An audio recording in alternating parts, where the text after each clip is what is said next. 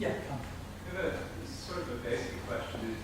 I'm wondering in two parts, whether for Kuhn there's a performative contradiction, whether there's a self-reflexivity problem. So in other words, he offers a theory about the way that science progresses, that it posits normal science and revolutionary science and the shifting paradigms with the impossibility of understanding one paradigm from the position of the other. This theory of how science progresses. So the question is that theory is going to be, and that's for how science progresses over all time. Mm-hmm. Is that theory itself subject to the theory? So are we going to get out of the paradigm shifting way of understanding the progress of science and into some other kind of thing, and then what does that do to theory? So is there for Kuhn a self-reflexivity problem? And if there is, what is his response to it, or what might his response be? Yeah, that's a great question. He actually says very explicitly at the beginning of Structure of Scientific Revolution that we're at the absolute infancy of the concept of history of science. And that his is just the merest sort of indication, because it's been so bad previously, is his implication, that essentially it's all been sort of caught into a sort of dogma of believing that we can get an exact transcription of reality. That's sort of a retroactive falsification. I think he would say that his theory could be overcome, but I think he would like to imagine that the essential concept of a paradigm, or there not being an exact one-to-one relation between knowledge and the world, is fundamental. I think he thinks that's going to stick around. But I think he imagines there are many other ways we can explain what's going on, and particularly many other ways we can start to explain how natural science fits with what in all the other sciences, in the continental definition or in the US definition with the humanities and the social sciences.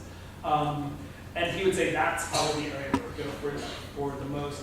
Indeed, he starts off the book by saying he became interested in the natural sciences exactly because they were so much more productive than the social scientists of his day. Right? So again, you can see how much he dislikes these psychologists, right? With the classics, where he just says people are just bickering, but there's no common paradigm.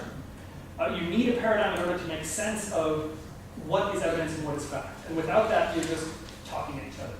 And so he really values that, but he thinks the notion that the paradigm is always incomplete, I think he'll imagine as sticking around. But then he probably imagines there's a lot of better way of thinking of it that he can't yet imagine. Okay, maybe one or two last questions? Yeah. We'll do two last questions. We'll take okay.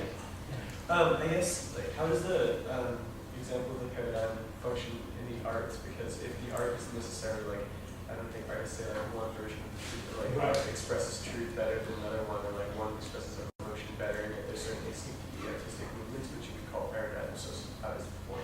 Yeah, this is tricky because he also has a question. Yeah, so the question was, how would this apply in the arts? Because arts don't seem to have a paradigm. And indeed, he says at the beginning of the book, the arts and the social sciences don't yet have the full concept of paradigm that he's putting forth. Because a full concept of a paradigm would be a way in which facts present themselves. You could argue, for instance, that maybe medieval art might have had something like a paradigm, I think from a Kuhnian perspective. But certainly in the modern arts, I don't think we would agree with that. He also, though, claims that almost any endeavor has something like a paradigm to it, and that's where he would say his theory applies.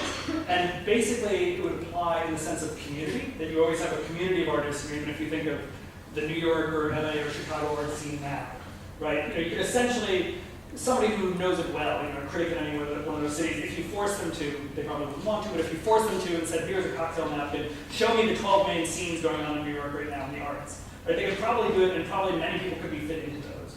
And Kuhn would say they basically function as paradigms. They function as ways in which your art is making sense to other artists, ways in which you're doing a problem that makes sense to other people, and then you can have a translation between those. So you can go from abstract expressionism to, pop art, or optical art, right? Totally different direction. But those are essentially changes within a paradigm of what's counting. And he'd say to some extent, art history becomes a model of that. And I think Panofsky and the art historians would sort of agree with that to some extent. That said, he would also sort of adamantly claim that most fields don't yet have the strong concept of paradigm that he sees existing in the sciences. And exactly the sort of irony of the essential tension piece is him saying to this audience, no, convergence is good. Everybody, having this narrow focus is good. It actually is provoking them to be much more creative. than if they were all just going their own way, because they're gradually settling on problems without even realizing it. And then as they avoid those problems, suddenly recognizing that's the way you're going to change the whole field in a way that would be really hard to do on their own, essentially. But doesn't he also say that like inventors need to function under like different like methodologies? That's the, I mean,